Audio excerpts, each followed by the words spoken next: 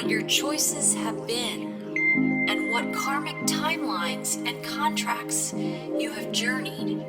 The light is calling for the reunification of all aspects of life in this realm now. It is calling for the cleansing of all polarities. It is calling for the rising of all sacred heart centers now. All are being summoned home to the greater light now.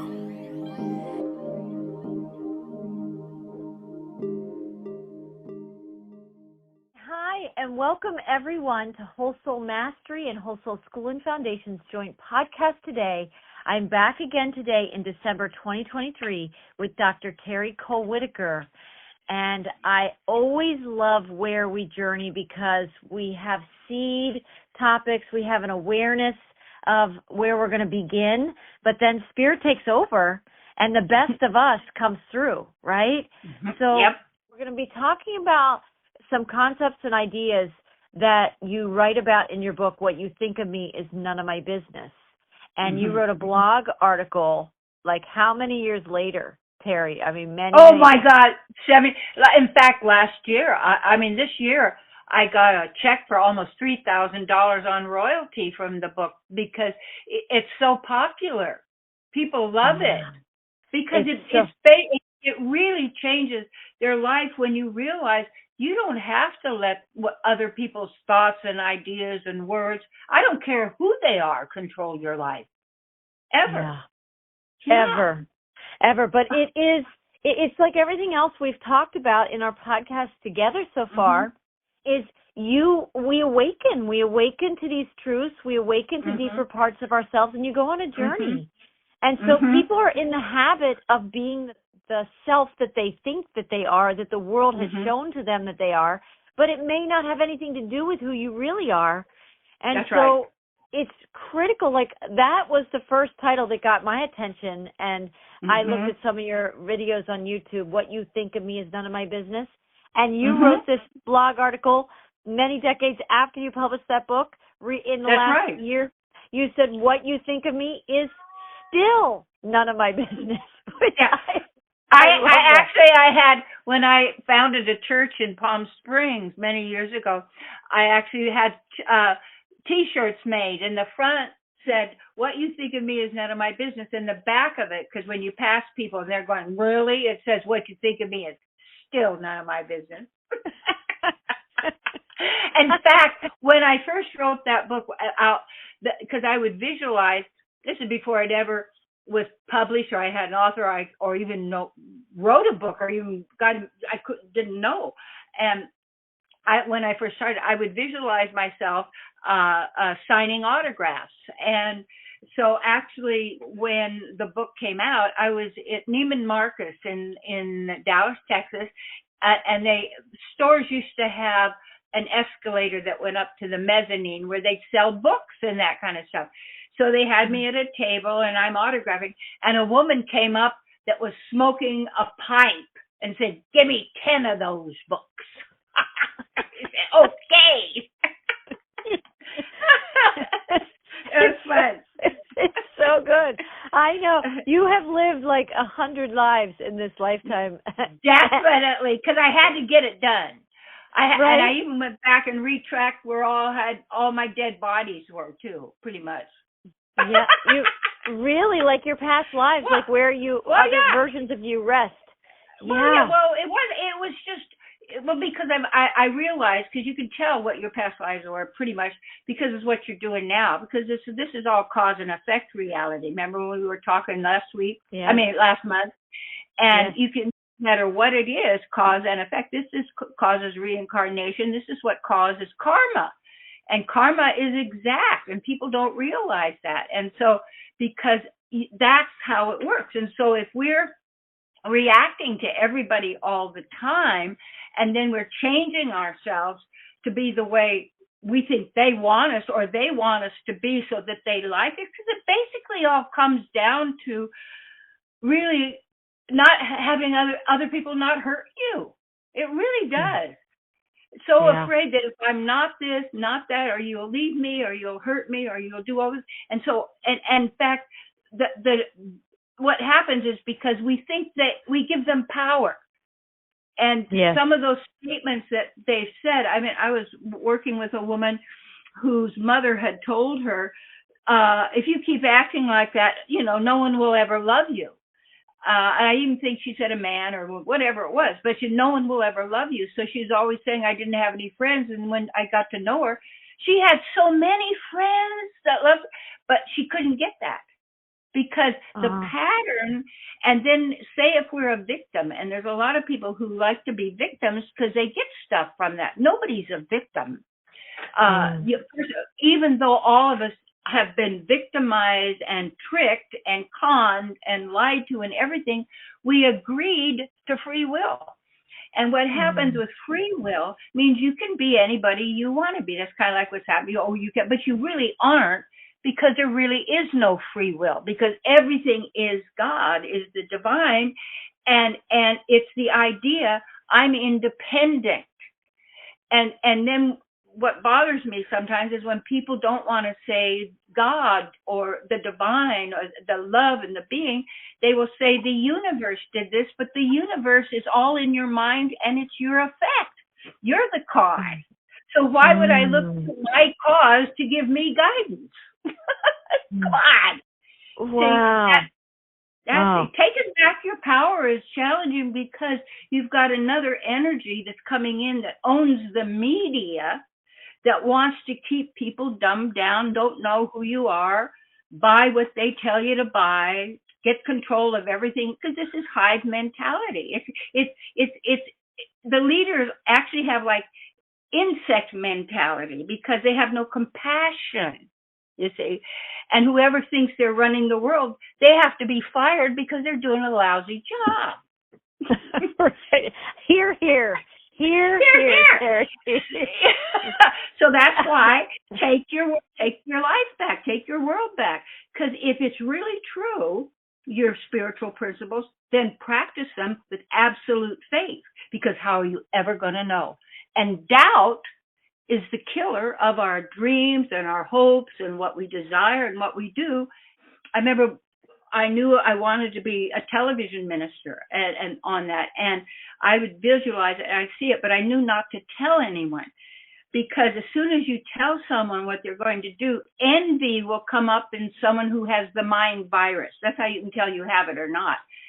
So it automatically envies others, so that and then you want them to fail. And so you put up a barrier and a blockage mentally, which they experience psychically, and then also treat you in a different way so that you feel put down and that you're going to be threatened. And that's one of the scariest things. And when I started writing What You Think of Me Is None of My Business was when I was in this really a difficult relationship there, but it was my pattern, you see. And that pattern, when I began to see it, because everywhere you go, you take yourself with you and your consciousness. So you want to take a vacation so you can get away from everything and get on the airplane and go to this beautiful island. But the problem is you take your mind with you, and then everybody there's got one, and they're all operating, and most people are in victim, perpetrator, savior state. And what was it? I forgot it. I'll get his name. But said, you know that you're a slave if you're looking for someone to set you free. Wow. What was his name? I forgot. Michael, you remember? Ezra Pond. I've never heard that. Ezra Pond. And they put him in prison when he was revealing what is actually going on now. And they even put him in a cage naked out in wintertime and tortured him, and then put him in a mental institute and gave him a lobotomy. After World War II. Yeah. And so he said, because he was writing this stuff and telling people, see? And so, you know you're a slave if you're waiting for someone to set you free, because we're not people say, well, I'm in a prison planet. Well, if you want to be, go right ahead. But I'm not. And you know what? People wait for the fifth 5D. It's already here. It's already happened. But people don't get it. 4D is time. We have time. 5D. These are just dimensions, and one is inside of another, and all this stuff. But it's like the real thing is who you are. You don't need to be in or out of a dimension. And think about that. Dementia is in a dimension. It's kind of weird because you're already. You don't need to be liberated. You think you're caught. You think you're limited. You think you're caught because the problem is people don't believe their affirmations. Right. Yes. I mean, that's something I learned a long time ago. When people start out on the spiritual journey, they hear about affirmations, and a lot of people try and read the ones that somebody else gives to them. That never worked for me because I could start out with the idea, but I would have to make it mine or I couldn't feel it. No, you can't. Yeah. Or that. Yes. And what is it really? You're trying to convince. Like prayer should only be to basically ask God for service. How can I serve? That's where happiness is, because when yes. So anyway, this is the thing about the doubt and the words that people say, and like say if someone as a child, I had a friend, his name was Bob, and his dad called him Dumb Bob all the time, so he changed his name. That was a good idea. Yes, right, because you don't live in that timeline anymore, right? Bob was a timeline for him. It was a dimension for him. Yeah. Right. Yes. I'd love to go back to what you said. There's so much to talk about because the theme, there's so much that we're talking about today. Just inherent in the title, what you think of me is none of my business. You're talking about the mind. You're talking about, disciplining the mind. I'm going to read your first paragraph, and then I had a question I wanted to follow up on. So in your article, you say in 1979, when my first book, What You Think of Me Is None of My Business, was published, I had no idea of how intrinsically and fundamentally important it is to know how the mind works. Why? The mind, and everyone has one, is the cause of all misery, wars, fighting, pain, and suffering until we take command, spiritualize it, and make it our best friend. An uncontrolled mind is the greatest terrorist weapon ever invented, if you haven't noticed. Some people still haven't noticed, I think, but they're suffering. See, everybody. See, the problem is, and you look at what all of the psychology, the medical, the science, the education, the way that it's promised is when you do this, it's going to make you happy and successful and prosperous, and you can give up suffering. But the problem is the mind is the cause of suffering, because if it's uncontrolled, we just receive all of this stuff. And if like I remember there was, I think, some movie called The Parent Trap. Well, I noticed that the younger daughter, the second daughter, she was always trying to get me back with that horrible monster who was her dad, because it was in the movie. And so they take on all those attitudes and consciousness. One of the most difficult things or challenging things, Marie, is that when you're out in the public that much, and I was out a lot on the stage and the TV and everywhere, everybody's bouncing off you. And it's like their reactions have to do with maybe somebody they liked, they didn't like, their mother-in-law, their friend, their neighbor, somebody they don't, all this stuff. There was this one woman, she used to come to my church in about the fourth row, and it was such a dark hole. I'd walk out on the stage all ready to do my talk, a couple thousand people, it was just wonderful. And she'd be there, and her hatred, she had mental problems, was so strong, and it was like a black hole. If I looked at her, she would suck me in. So I had to learn to transcend her for the good of the audience, you see. Yes. And what happens is, so we're all so sensitive. And even, we want people to like us and people to love us. And when we started to look at really patterns, and I remember when I've been looking at a pattern I've got, is that if I'm not good enough, they're going to get rid of me. And not that it started with my mom, because it probably was before, which obviously, because we come in with our stuff, but we keep at it until we realize what's going on and wake up to our true self and take command, basically.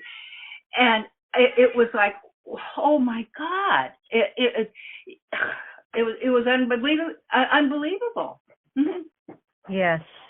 It takes awareness to recognize where you're first paying attention to some cause and effect. You notice your patterns, but to recognize where you're the pattern creator. Ultimately, you're the participant. Well, in the pattern. yes, but we don't even know that. But how it starts, I remember for me, my pattern with my mom, as I said, how one of the times it showed me was I was like about 5 years old, and I had twin sisters who were 4 years old, just 13 months younger.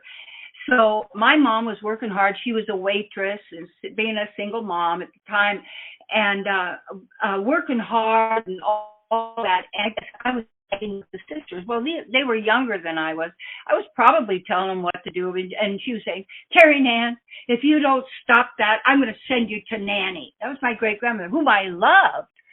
And so, because then I worried about her, so feel bad, and I had heard that this dress store downtown, this was across Highway 395, and I'm 5 years old. Okay. That they needed some girls to work. It was during the Second World War, and they didn't have, it was hard to get help. So I figured out, so I took these twins, they were 4 years old, down there, and so I got up to the counter, and I said to the woman, I said, I brought some girls for you to work. She said, well, where are they? Well, she couldn't see them over the counter, but I wasn't going to go to work. But to help my mom, I put these twins to work, at 4 years old. That's my plan. And even one time I was like 5, and I was 4 or 5. A lot of stuff happened then. So I was gonna leave home and go down and live with my grandma. So I had a suitcase, and I had my dolls, and I always had a white doll, a little Indian doll, a black doll, all different things. I had all my dolls. That's all I had was in my bag. And I was down there standing at the Greyhound. And it was lucky the neighbor came and said, why don't we go home? I said, okay. So I went home. But, I was kind of, I guess I was too much for my mother. But then my whole life is always trying to, if I'm not good enough, they're going to get rid of me. And so then that's a pattern. And so then that's how many things a pattern of them being stolen from, you see, the pattern. And what happens is a pattern works on every single level, because whatever you do, whether it's money, relationships, food, health, job, project, you're going to have the same behavior, because it's a deep program. It's basically almost like a hypnotic trance, because that program, and there's a psychology process, and it's called the Wernicke, and I actually have that, where they found there's a place on the right side of the brain where when commands have been made, those create a program, really, basically. And so once the problem is when we're victim, perpetrator, savior in that, and this is how our relationships, how the government works, how everything works in that same system, because also we've been programmed racially. It's called race consciousness. That doesn't mean color. It means the human, and make us race to compete with each other, just like in school. You're graded on the curve against the other people within the class. So that's all wrong. I mean, you really can't. That's not appropriate. and then the person, as I said, they become the valedictorian. It's only because they memorize, but they don't really, and then they may have a lot of common sense also. But the thing is, when you actually learn how your mind works and how you can then work the mind, it's one of the most difficult things ever to do is to control the mind, because it's fickle, it jumps, things you have to listen also. What are you telling yourself all the time, and what are you listening to all the time from your own mind and from the others and everybody, as they're bouncing off everyone in a sense is a potential terrorist for you. Yeah. Wow. And so then we're always, once we can step back a little bit and get the knowledge and information, and here's a spiritual statement. A sober, mature person, even when harassed by other living beings, should understand that his or her aggressors are acting helplessly under the control of their own karma, and thus we should never be distracted. That person should not be distracted from progress on their own path. And it says, this rule I learned from the earth. The tolerance, you see. We don't have to get involved in it. We don't have to do it. And if it's our own family members, it doesn't matter who it is. If they're nasty, mean, and all the time, and they're trying to dumb you down all the time and make you feel, and then doing all these things, and is that your pattern? Is that, and because sometimes, there was a little store here, and where I am, and they were complaining they didn't really have enough customers, and so I made up a little flyer for them. I didn't charge them because and when I went to tell the person I could do it, they got really shut down because I'm overqualified to give anybody knowledge or advice here, given the work I've done on myself. And I had they wanted more volunteers. I had programs where I had over thousands of people in my volunteer program. They really want 4 or 5. So when I start talking about stuff, it blows people's circuits, because yes, we're circuit blowers. I think we're designed to some degree to be circuit blowers. I think I call myself a freak of nature.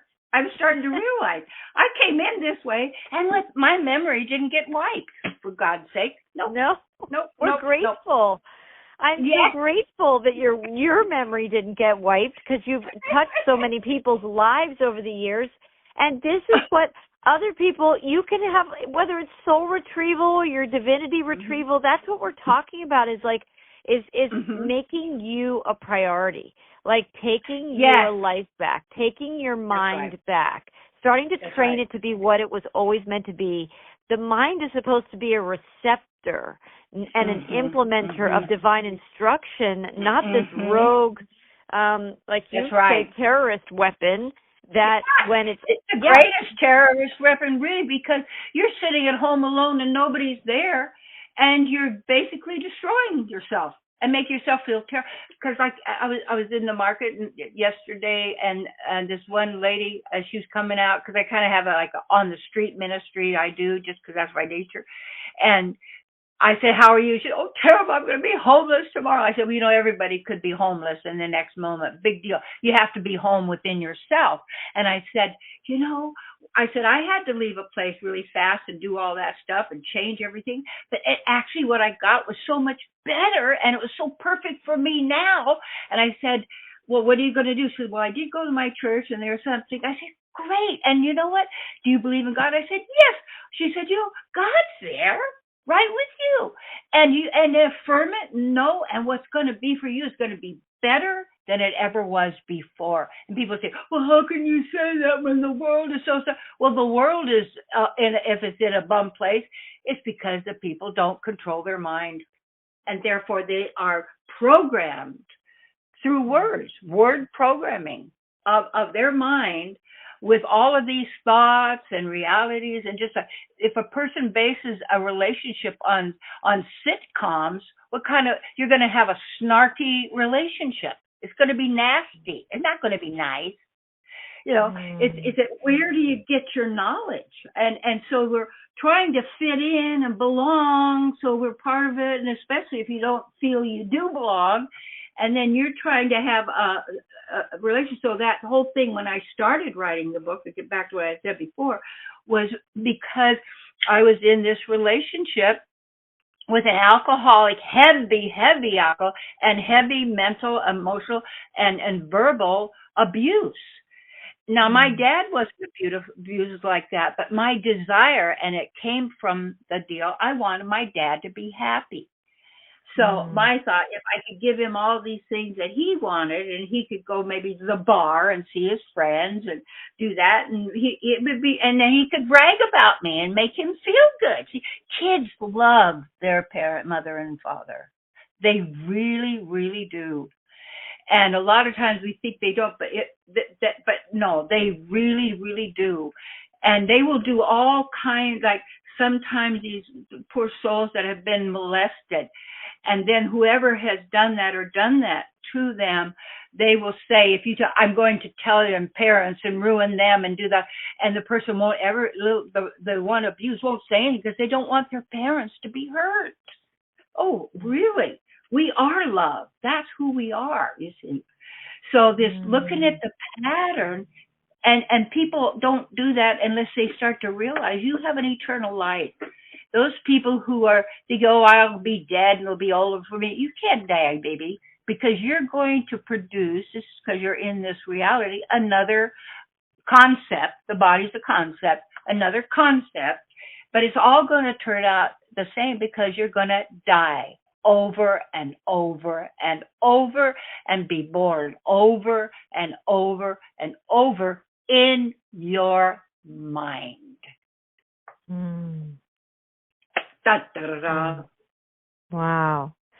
So, wow. Like I love just listening to the depth of what you know as you've talk about that you're a freak of nature. We need some freak. We need a bit of freak of nature. The world needs, because they're under a spell. So you need some forces of nature, guided some by weirdo. God.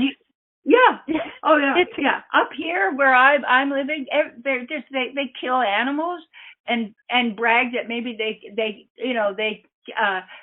killed 100. This guy's 100 bears, and so proud of it, and they eat all these things, and it's like thinking like me being a vegetarian, but I'm into raw milk because the body needs that and raw things. But you have to even go beyond that. It's like I have this feeling, and I sense that as we activate who we really are, it will burn off, in a sense, all of the lies. Just like if you put gold in a fire, it burns off all the dross and what you don't need, and what you're left with is the pure gold. You see, that's us.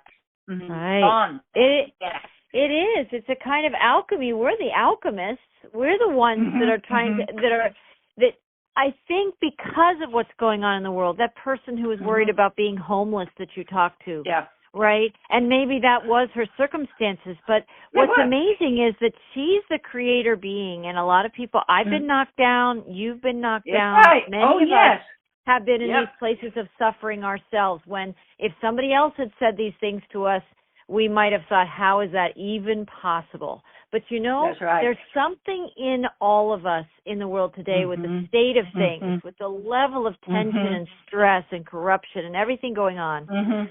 If each one of us would take our own life back, if each of us would focus on us and start to eat compassionately, to realize that the animals don't give consent to these things, right? And they have feelings, and they have a mother, and they have family, like wolves.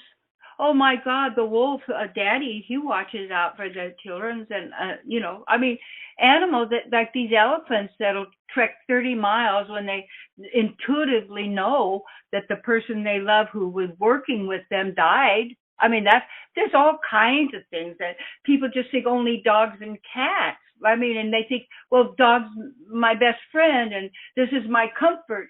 Well, yeah, even rats make great friends, but not what I'm my style. But and when one time when in Shasta, when I was living there, and I had this pain that like something shot me like in the shoulder. I even felt it one time, and about 7 days it took to get, and I wasn't sleeping, but I just meditating, and it actually became a really powerful, wonderful experience because I just used it, in that way.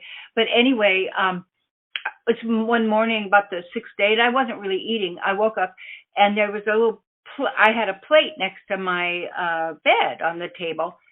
My cat, Lakshmi, had brought in a white rat that had a tan on it, dead, and she put it on the plate for me because I wasn't eating. Oh, come on. Oh, wow. Come on. I know. My animals communicate with me all the time. And that's not necessarily just with a bark, like something you would expect. Yeah. It's truly they are so much wiser.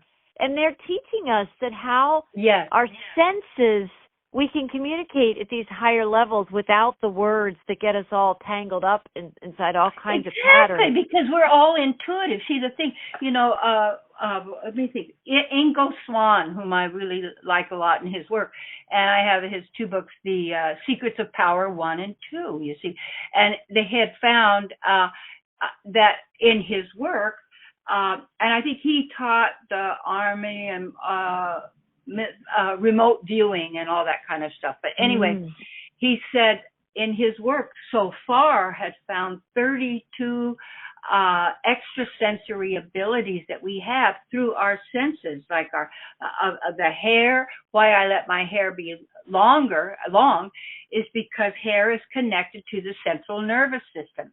And then you remember the story when Samson and Delilah, they cut his hair. He had no power, and there was a general in the one of the armed services who had had learned about that, and he never cut his hair anymore, or I think he did his beard, ever cut his hair again. And when in the Second World War, I think they had some of the native people, maybe the Navajo, and they were the trackers and such, but in the Army, they all had to shave their heads. They lost their power. Now, why is that? Because people don't get everything is perfect. Just like they say, like in nature, if there's a plant that's a poisonous one, there's also the one right near it that will get rid of the poison, that it will help you. And also people don't know that their own urine, as long as you are a vegetarian and you're not taking drugs and you don't, all those pharmaceutical things or any of those kind of weird things, or the what we say, too spicy food, and I've done that. I think it was 10 days. I have done that. Got rid of all kinds of, and even cow urine is healing. And I know it sounds weird, but in India, if I came down with malaria or typhoid or got sick, I go in and catch cow pee from a female cow, because I took care of Brahma bulls there and Brahma cows and babies and all that. I would drink that. You have to get your nerve up, but it's just salty and thick. I go home, I'd be well in the morning. No fever, no disease gone, never get it again. But guess what? Doesn't cost anything. Right. It's not, so nobody tells you. Right. And even that raw milk. Yeah, the male clinic, back before they were pasteurizing milk and killing it and sterilizing it and ruining it, they did a whole thing, and they had 100. I have the article in the report. They had 100 people in this test, and every one of them had different diseases and different things, and they all fasted only on raw milk, but it was all organic. But they didn't think about organic in that time, because everything was pretty much, didn't have all the glyphosate and all the terrible things putting in there. But anyway, every single one of them was healed. But so what do? They demonize milk. They demonize cannabis, like the CBD quality, and they demonize women and the mothers. Big time. Mm-hmm. Right. Big time.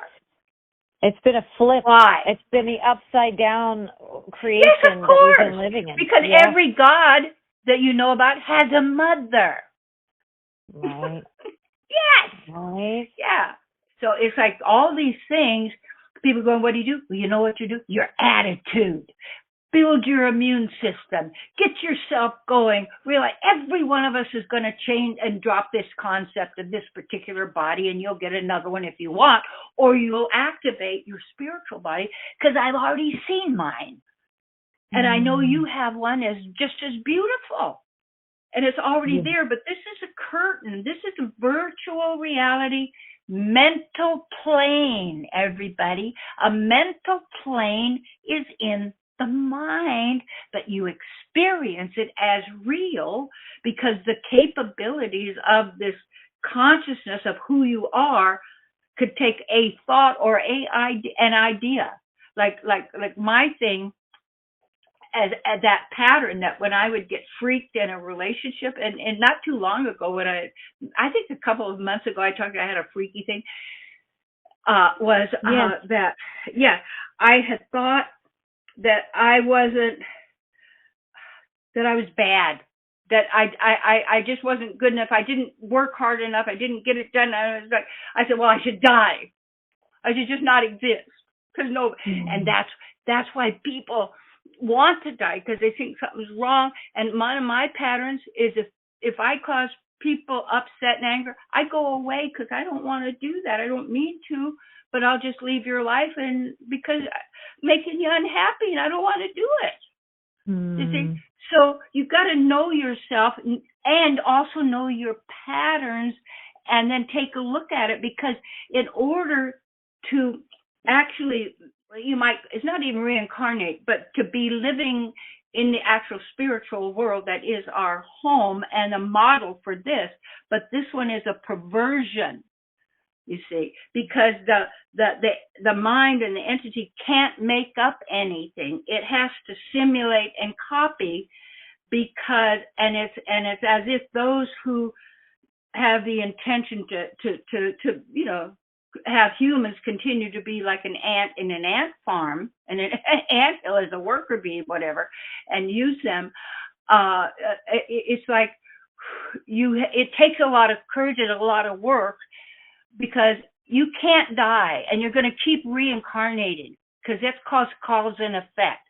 And what you're going to get your next lifetime is the result or the karma of what you did in this one.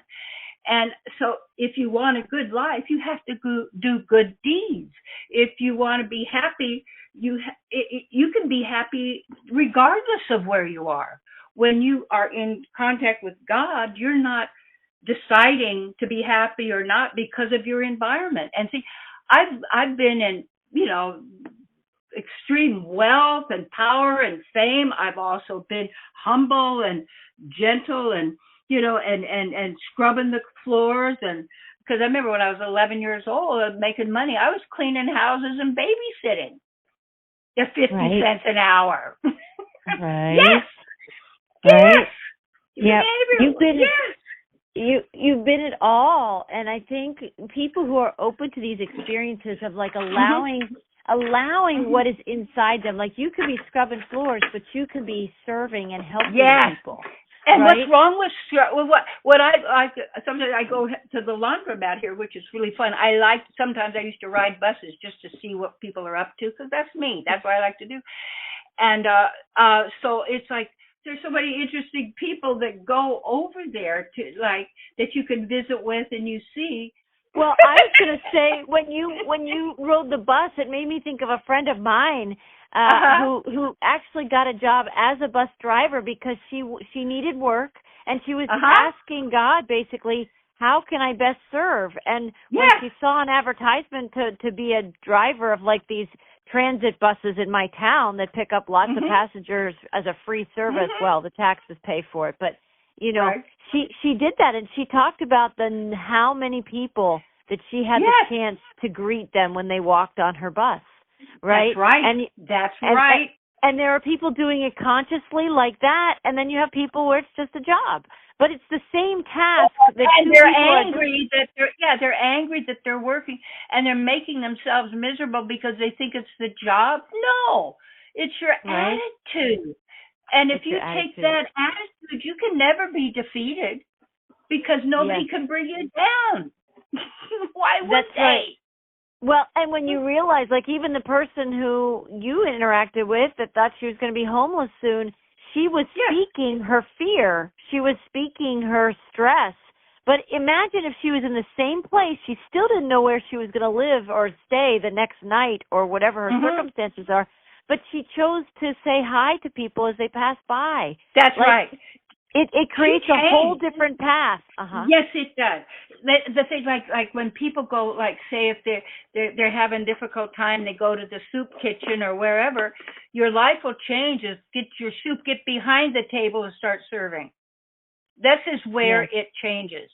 Because you don't, before the person thinks, I don't have enough to give, or I don't want to give because if I give, I don't have anything.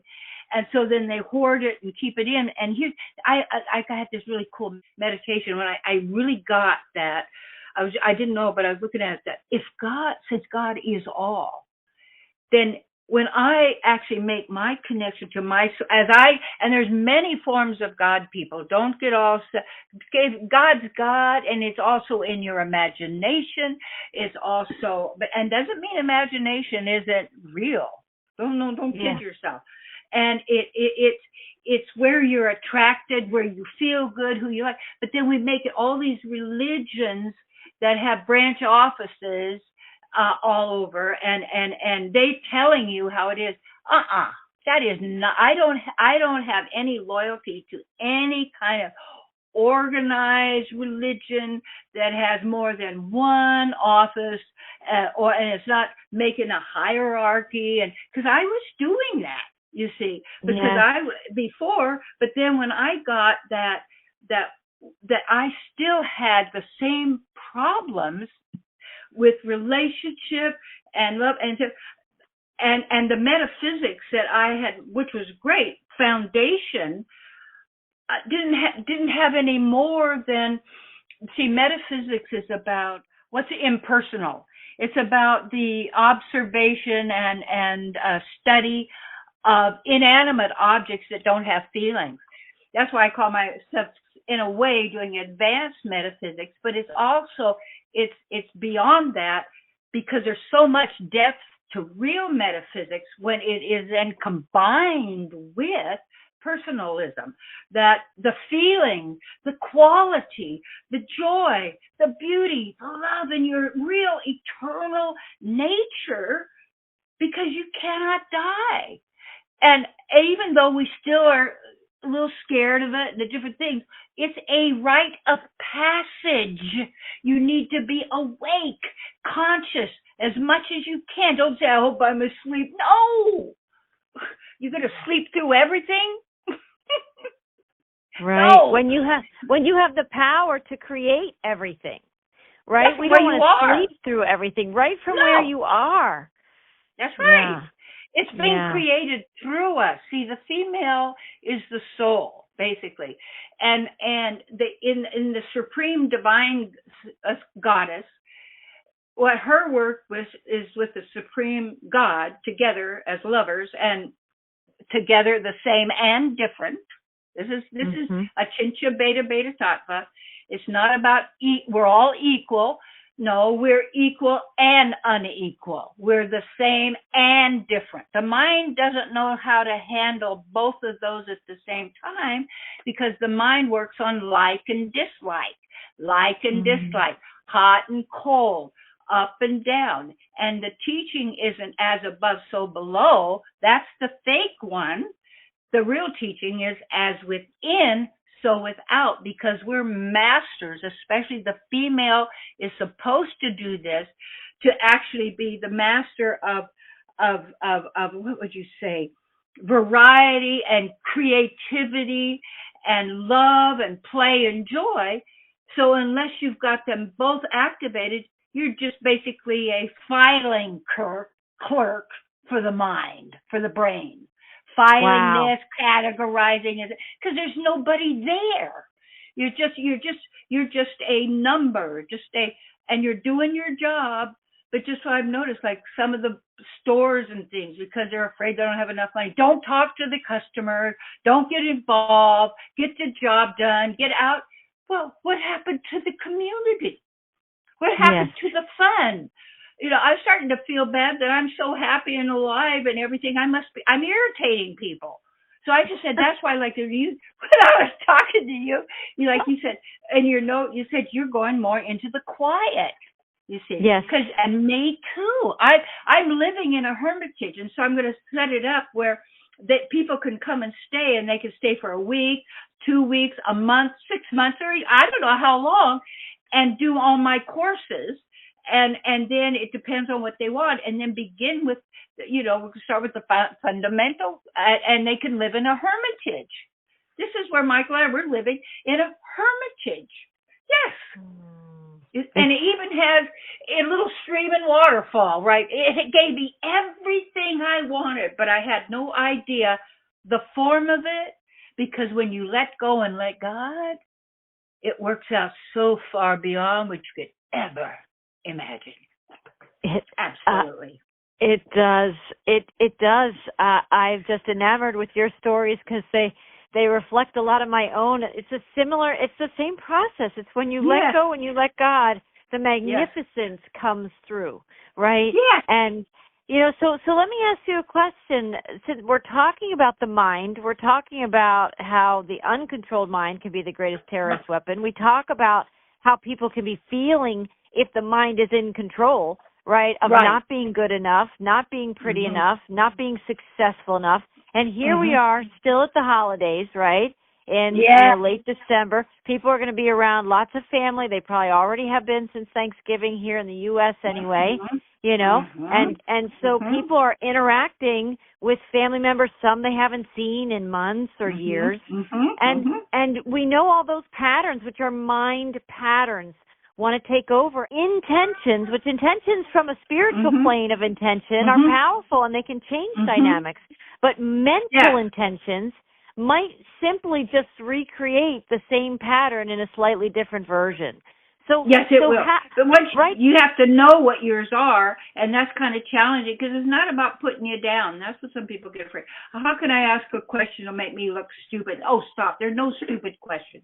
You have to be able to ask it. You have to be able to, and then to really look at this. There's a lot of people, they're not even with family because everybody's dead, gone, or moved, or they don't want them. Now, why be depressed?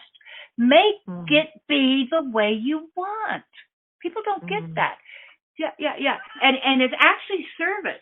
And I remember as a kid, and they don't do it now, we would do stuff, make things at school and go to the local hospital and go take little treats to the women's quarters. It all smells so good.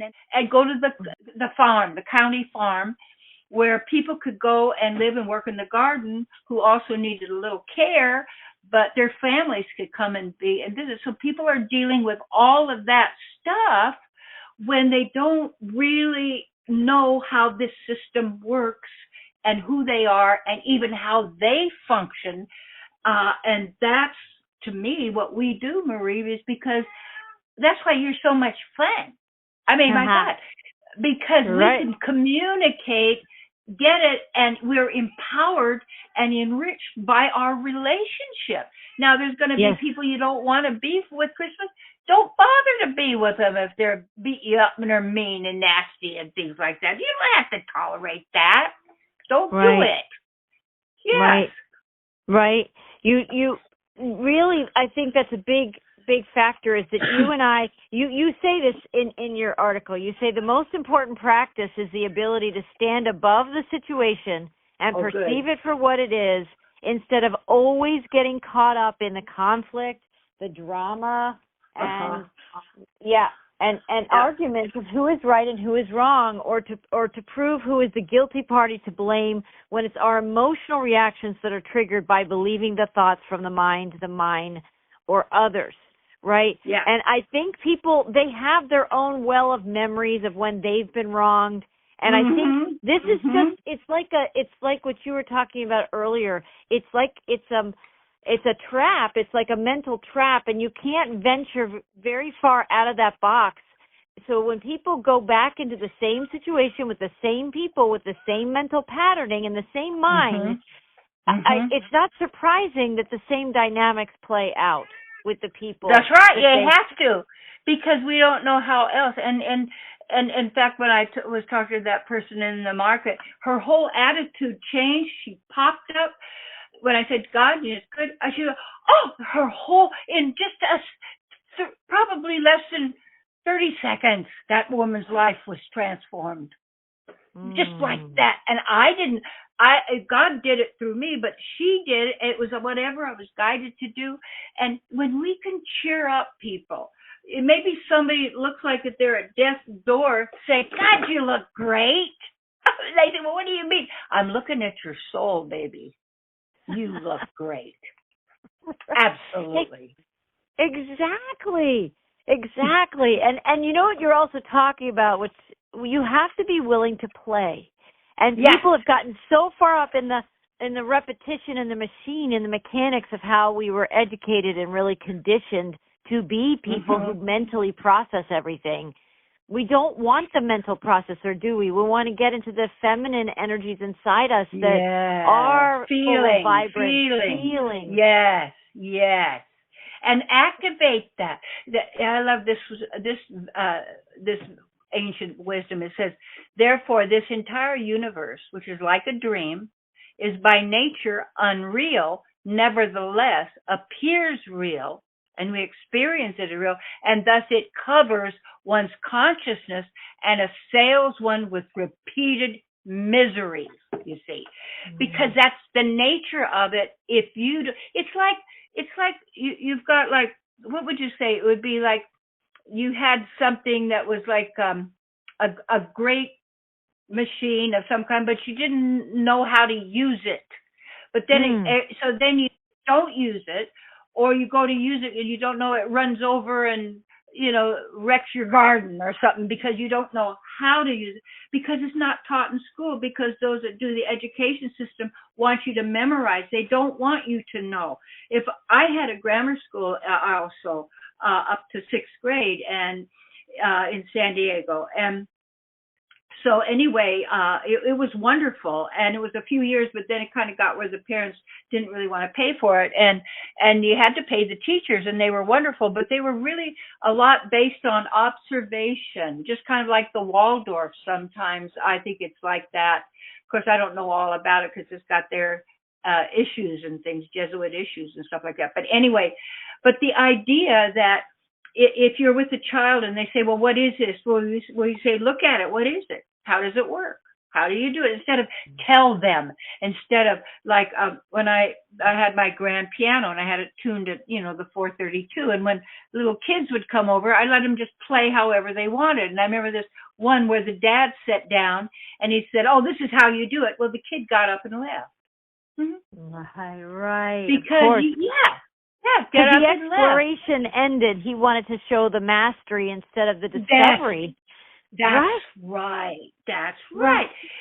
And it's like we tend to think. See, I saw how people were when I was a kid, and I remember I could get people going, because I remember going to see my mom's sister. She came to the house, and I said, "Oh, hi, Annie Gail. I know something you don't know." She said, "What did you say?" "What my mom said about you." She said, "Well, what was it?" "I'm not going to tell." Boy, did I get her going.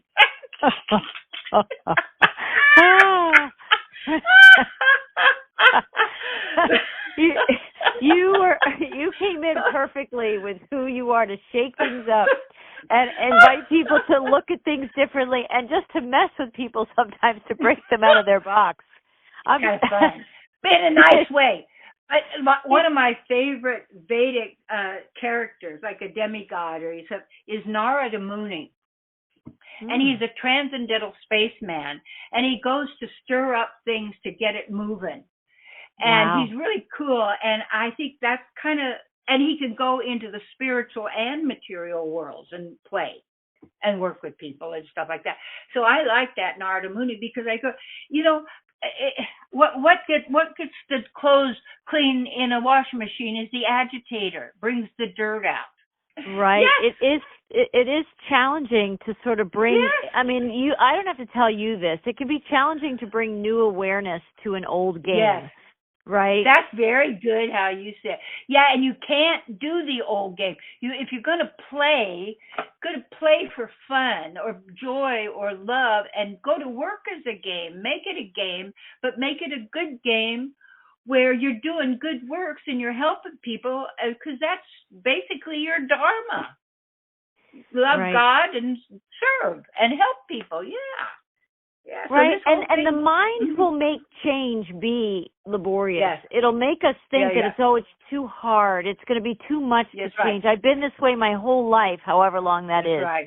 Right. They don't know that when they die, you can't die. You're going to be back, and you're going to be right back in where you left off. And that's it's a big motivator. I have to say, when I was awakening to these spiritual principles myself, and when it was hard, I would think that. I would say, well, I don't want to come back and have to do it again, right? Might as well learn it now, right? Because I don't need the repeat and repeat scenario in my life. So, but if you make it fun, it's the same thing. It's probably like a little Mary Poppins-ish. You ask kids to clean their rooms and you threaten them that they're not going to be able to go out and play unless they clean their rooms. They're going to hate it. But if you play with them and you make it magical, they won't want to stop cleaning. And I think but they have to start when they're little. Get them a short broom. And right, but because don't expect it when they get older, because they won't. And the whole thing, we wanted to protect our children and not have them have to go through what we went through. But look at where we are, because when we used it to go deeper and to really bring forth our spirituality and help other people, it's like it's joyful enthusiasm.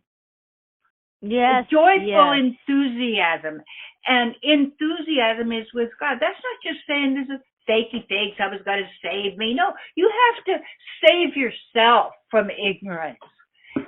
And ignorance is not knowing who we are. And most people are basically atheists.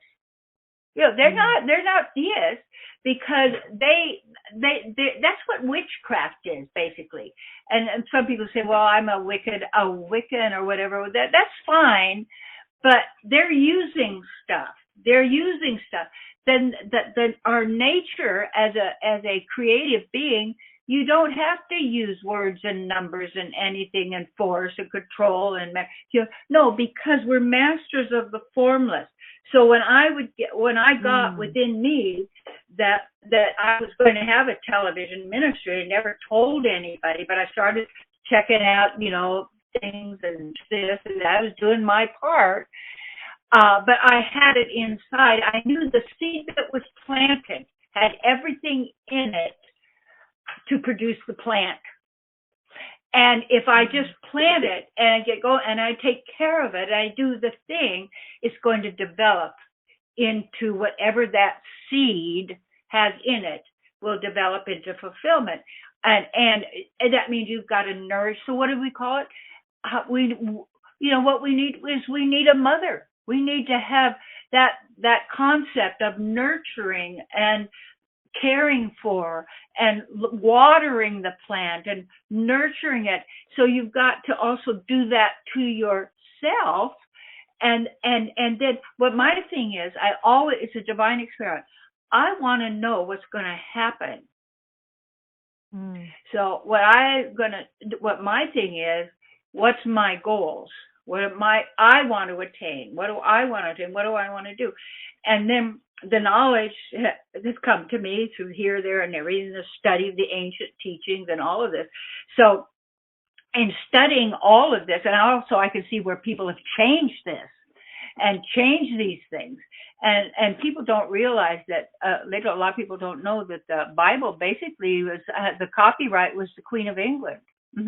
People can change these things, but if you know the truth about it, you get the essence of it, and you know the nature of most human beings, and those who are actually in an authority position are there to try and control and direct all the people that they're, working with. The subject. Yes.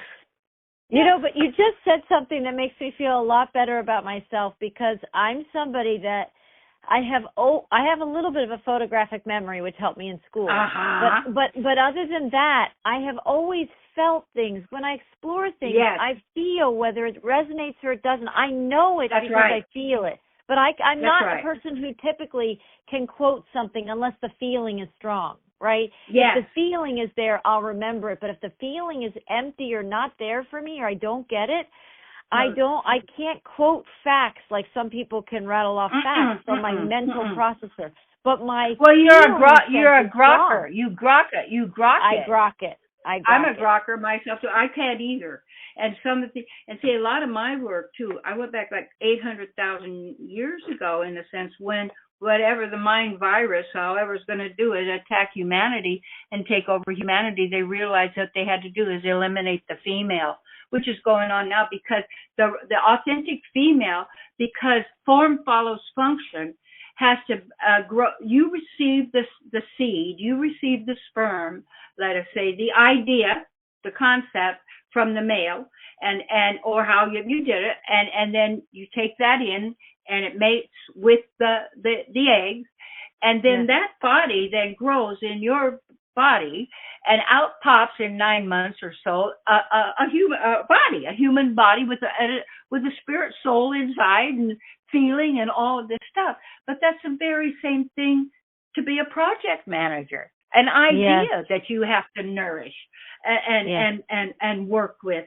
And I don't know how I'm going to attain the things that I know I need to do, but it's like if you just do what you need to do and your intention is there and you're clearing any objections, and you also aren't really concerned about how it comes in a good way, but you don't have to manipulate and do this and that.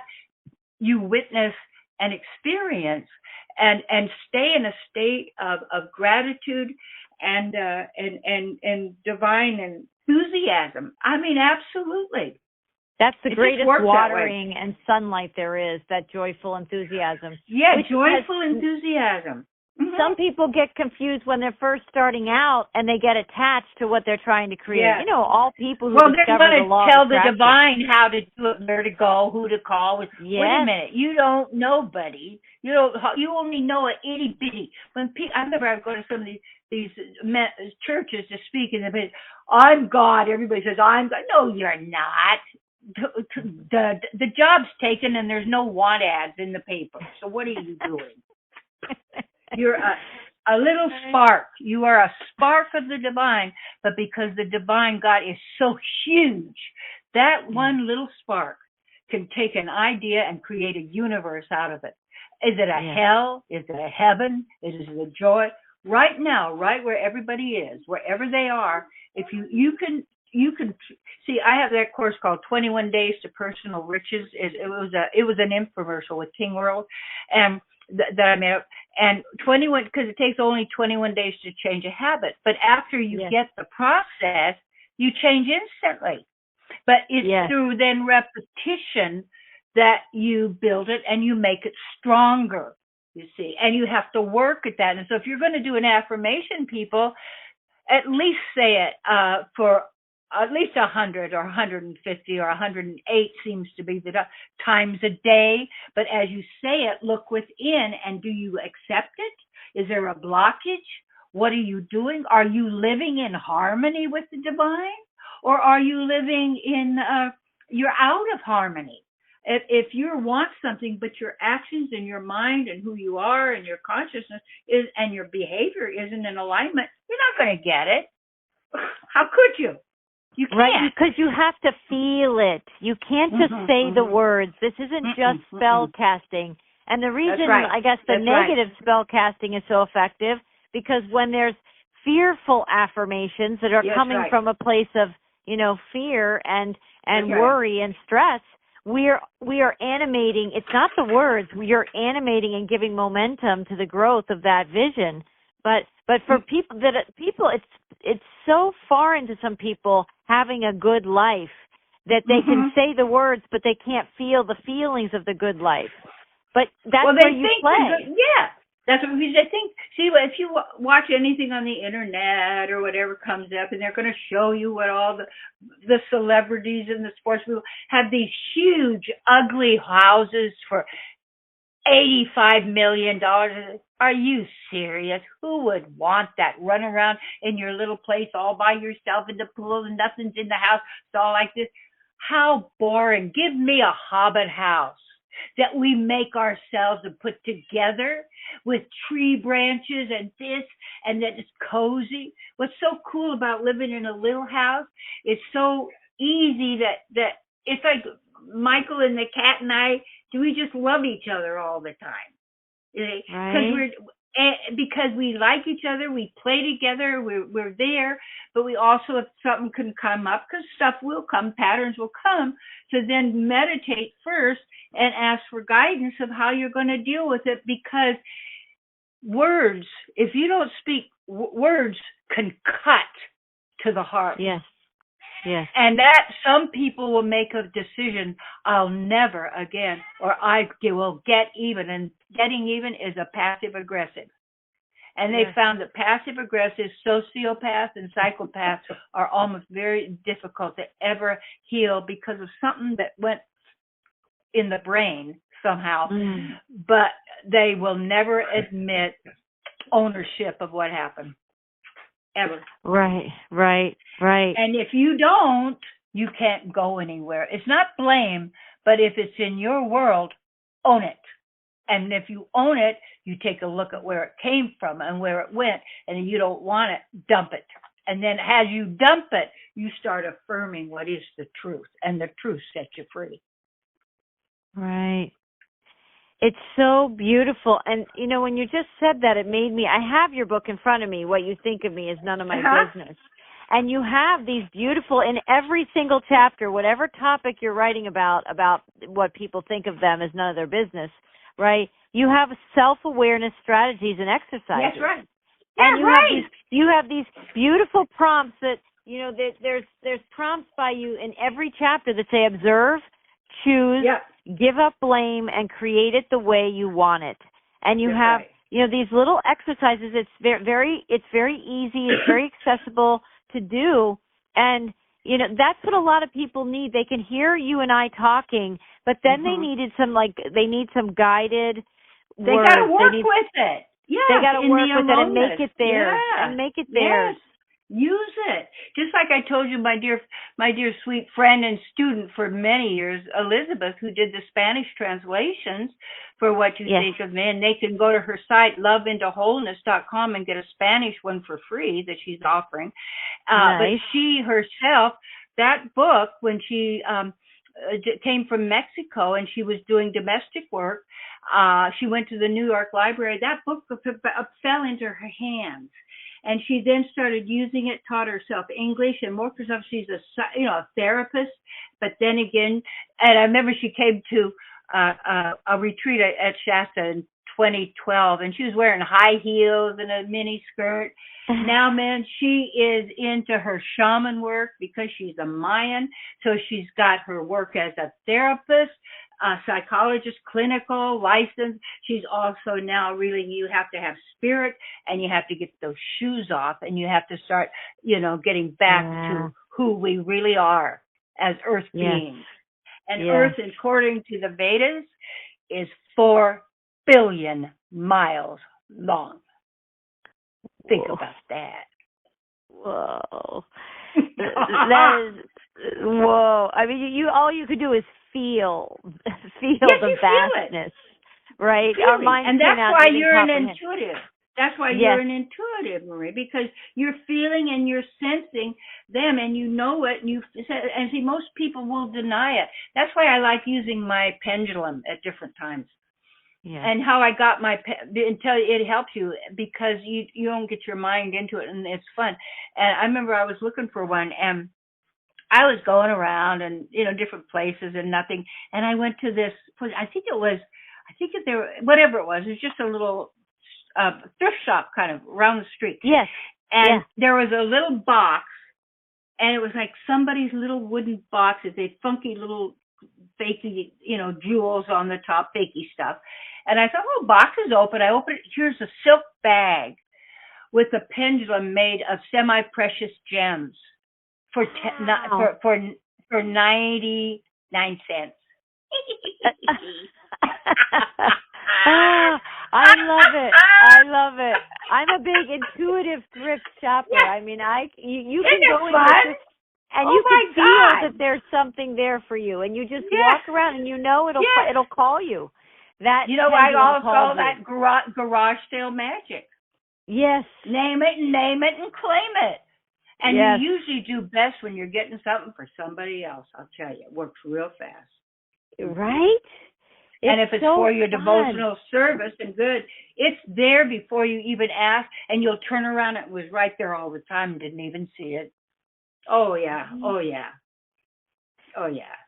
It's so good. And so all that we're talking about really does come back to our feeling sense and feeling ourselves so that we matter. We value ourselves. We value our connection with Source. And when you make the time and you allow yourself time to play every day in whatever ways we're talking about, you're not so concerned with everybody else's opinion of you. Right? You're not outer focused. It's all about nourishing you from the inside out. Right? Oh, yeah. And I think then you're not so, you really do, something shifts inside where it truly becomes what others think of us is none of our business. No, it isn't. Because we're so happy being us. That's right. And you can even tell, and that's a job, because you can read people really easily. People's world and their trances are on their face. They're on their body, how they walk. Years ago, I did the Rolf thing. I had 10 sessions with John Lodge. He was wonderful. He was the top student for Ida Rolf. He really was. This is in L.A.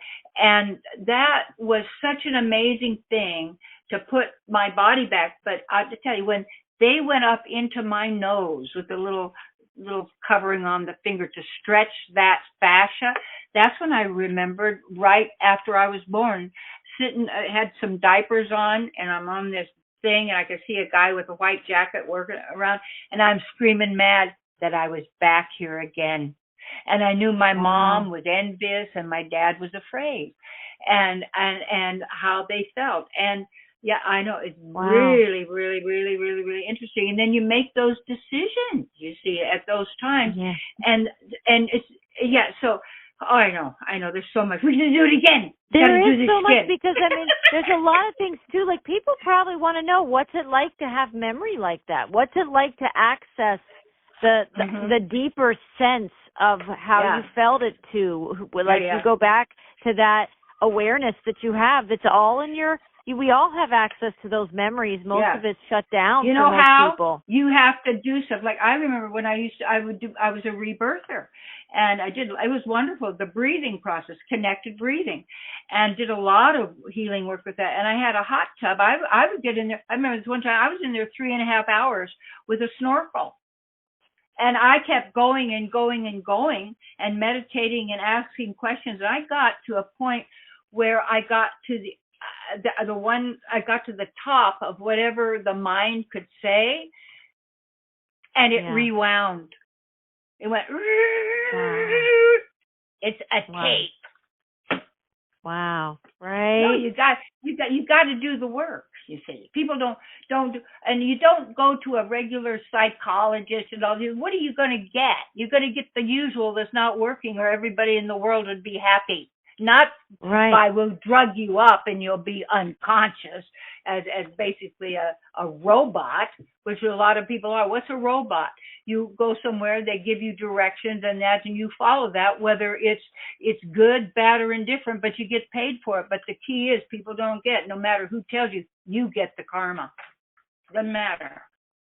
Right. Yeah, there is no, like, I was just following orders in your own spiritual life.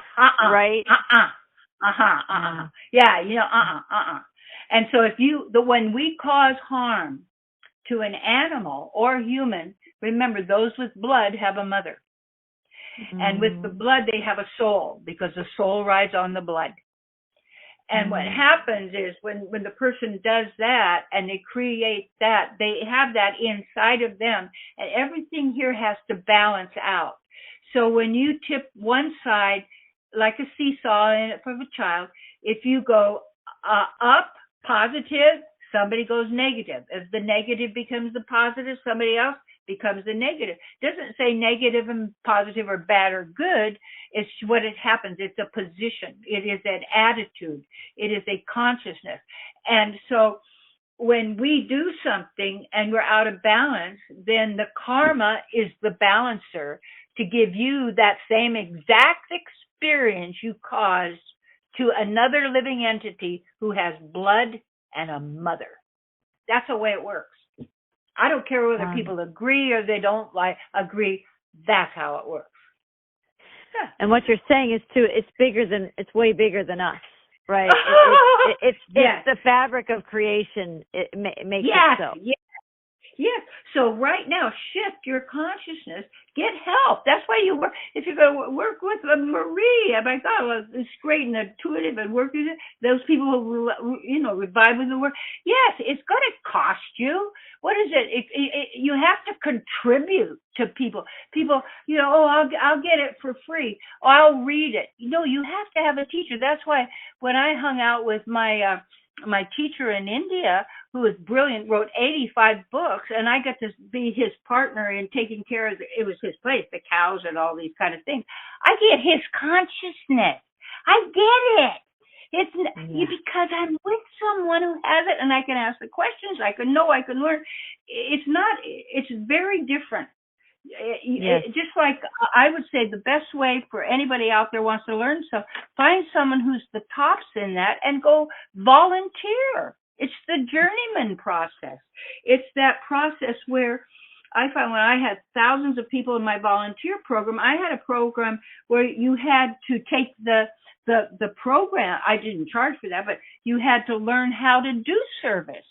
You had to, and all those people could go out there and get a job anywhere and succeed. Absolutely. And do things. Wow. Because that's incredible. The way it was set up for. Yes. I didn't need volunteers. I could do everything. I gave them some of my work. Oh, yeah. So they could get the value. Oh, absolutely. Wow. Absolutely. I'd love to hear more about that sometime. I bet that was phenomenal, right? You were teaching the teachers. You were teaching the servers to be to be in service. That's right. That's where the happiness is. Because if I'm then loving Source and God and looking there as my source, then why would people want to deny Source? Because we all have to have a shelter. We're not independent. We have some independent, but every single one of us, a lot of people, you don't know when you're going to basically leave the body. You don't, or you do. I kind of have a sense. But I'll tell you, if I hadn't cleaned my liver 36 times, I wouldn't be here. Because of the food and alcohol and animals I ate and all that kind of stuff. Oh, yeah. It's a lot of cleaning up and cleaning out of all the toxins from this realm, the mind toxins and the the body toxins and the body toxins. Yeah. And they go, no, I don't want to do that. I'll just go to the doctor and cut my intestines up and then come out my stomach. Oh, that's fine. Well, you don't have to do that. Why don't you clean your intestines? I don't want to say anything, but hey. Yep. Right. You have to. What? Everything's a choice. There's a million choice points that we make throughout our lives, and we can choose. And sometimes, obviously, people do need the surgeries, but there's a lot we can do. There's a lot we can do to heal ourselves, because whatever's the patterns in our bodies, and I'm speaking to myself, for whatever reason, I still wear glasses.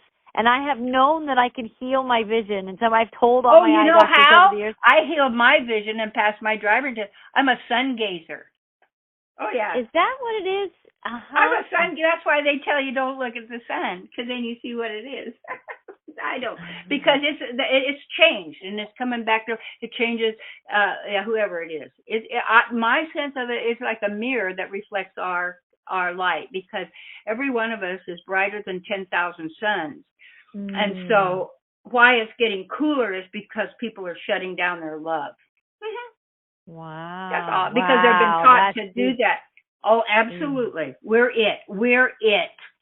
Come on. That's it. Wow. That's powerful. That's powerful. It's all us. It's all us. I know. Well, I'm glad that you and I are waking and awake from the spells, and it doesn't mean that we might not, encounter. Oh, there's more. Don't you keep at it. Keep at it. Don't sit back and sit there on that step you're on, because what you want are the real gems, and that's what comes once you control your mind. Because if you don't control your mind, you won't be able to open the door to the treasure house of spiritual gems, and it's all feeling, and and I've had, so I know now, and so the feelings are so incredibly fabulous that there's nothing here to compare with it at all. Nothing, and then to put it into words, it can be a challenge, but it's like you're saying too. It's like it's not like you get to this place and you've arrived and that's it. Right. Like you're at your final destination. There's always new levels and ways to go deeper and deeper. That's right. And that's and more love and more joy, more creativity and everything. Yeah. And in fact, I remember when I was entered the Mrs. America pageant, and because it was before, and when it was a homemaking contest, and then it went like beauty contest, but like it was a homemaking contest. So the 50,000 women had had joined up, and were in that. So I became Mrs. California, and then I was third runner-up in Mrs. America. But what I really wanted, I said what I wanted. I wanted to serve God. I wanted to use all my talents. I wanted to be able to travel. I wanted to have, this and that, be home with my children. So what came was one of the events was to invent a pancake recipe. And so then I found one. I think it was blueberry or something. This is for the California one, and it wasn't that good. So I kept looking, and then all of a sudden I saw a picture in a magazine. It triggered it. I actually saw stars, and then I knew beyond a shadow of a doubt I would be the winner, and I was. And that gave me everything, and because I didn't know then I was going to be a minister, and I didn't know then I was going to be a TV minister. I didn't know any of that, but like I did TV shows. I was on What's My Line. I did all these things. That's just my nature. But anyway, because I was using the principles, you see. Yes. It was, and so it's like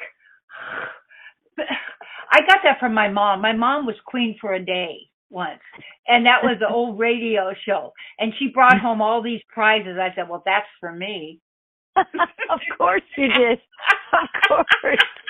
I think I'll do that. Huh? You knew God's gems even then. You could recognize the spark, right? And that's so amazing. But your stories are so fabulous because we live. We live when we're here. We're not, there's pastimes like baseball is America's favorite passing time, right? We don't just pass time. We ride the waves of creation. And that's where it's at. And when you're riding, I love how you talk. You can say it so nice. Everything. Right. Well, and when we ride those waves, when you're really getting fulfilled by the magic and you're in the flow of that, you're not even thinking about whether you even care about what other people think. You're in such a state of joy. It, I would say, pissed a lot of people off. And that's another thing. People say, I want to get over people. I'm telling you, it doesn't matter what you do. You're going to have people that envy you, don't like you because they feel challenged or whatever may be. You have to look at your intention. And you work on you, and don't let other people knock you off and become like them, grumpy because they're grumpy. Why do you want that? Because those emotions are going to harm them, because the moment people have fear, it turns off the immune system. Nastiness, immune system is gone. So if you really want to be healthy, regardless of what you've done, You've got to have that joyful enthusiasm, know Yes. the truth, and know that I know. And it's so amazing how people have all these things. They just expect you get this age and you did this and this is going to happen. And they're telling you all these things out there that's going to happen. You know why it's called a weather forecast? Because they tell you, and they always tell you bigger than it happens, because they have to get your agreement to, this is just to project it, but there's another word. What is it that they conjure it up? And what it is we're the ones that have the power. So those have this desire to create, they have to convince us because we're the ones who conjure it up. Yes. They don't. Oh, and they need our creative life force. Yeah. That's right. They don't have it. They don't have it. Right. And they don't have the feelings and they don't have the love. And I've worked with a number of these people before, and some of I've said, I don't have what you have. See? And I can see it in a few people. They don't have it because they've got the infection. And you can get over it, but you have to work at it. And to do that, that's how you make yourself well again, is you have to hear truth and affirm it. Start your day with it. I used to put earphones at night and listen to what my affirmations and everything I wanted or whatever I wanted to learn all night long while I'm sleeping. So good. Absolutely. You do what you have to do. Right? And you listen to what you're enthused about to inspire you. You get to inspire yourself. So listen to what that is. That's right. Yeah. And when you teach others, you get inspired, you see. Right, right. It magnifies. Right, exactly. That's right. Look at how we've magnified ourselves, and hopefully everybody who's listened. Now, everybody, what you heard, go out and share it with other people. Do the thing. Try and inspire and help people. Don't sit around, that's all you get. You know, life is like a piano. It's all how you play it. Right, exactly. That's good. I like that. That's good. And when you're and let's just say that again though, when you're playing that piano, when you're playing in your life and you start to get all those like good endorphins and those creative energies and your second chakra, which is your like creative life force, like when all that's flowing, you're not looking at, gee, what is everybody else thinking about me? You're not. That's right. It's not even on your radar screen because you're so enthused. You're so in a state of amazing beingness you're just not looking anymore. I've witnessed it in myself. I've definitely been on that journey. I've come through it many times, and last 20 some years, I live in this place where I'm a creator all the time. And I care less what other people think. I've had people say, I don't know if you ever had this, Terry, people tried to give me advice on how I bring my messages through. Go, if you could just make the song shorter. If you would just make the video, this or that. And you know what? And I would just tell them. Thank you for sharing. Yeah. Thank you for sharing. This is how it came through, and this is how it is, because it's a frequency. This is how it is. This is how it is. Yeah. Yeah. We tend to see, we have to also look at what tendencies are for humans and also different people and how and it's also in a sense our male and female energies and all the people like the man and the woman. Form follows function for this world. And so if we know what our function is, our talents and our abilities, and we begin to really be in touch with that, like one of the teachings of the Vedas is, it's better to do your own work poorly than someone else's expertly. Oh, wow. Wow. Yes, because it's about you. And it's not just individuality, but we're also great team players in a collective. And I think we all are meant to shine in different ways. We all have a light and it shines its own frequency. Yeah. I see it as a weaving, and every one of us is a thread. And if you leave your spot, there's a hole there. Right. Yeah. Exactly. What's your spot? You know it. Right. Do it. And just do it, right? Exactly. Yeah. That's the do the thing, and the power is yours. And here's another one. I think it was, who was it? Truman Capote, I think, said this one. someone said, well, how do you deal with criticism? He said, well, the wagon trains keep rolling and the dogs keep barking. Wow.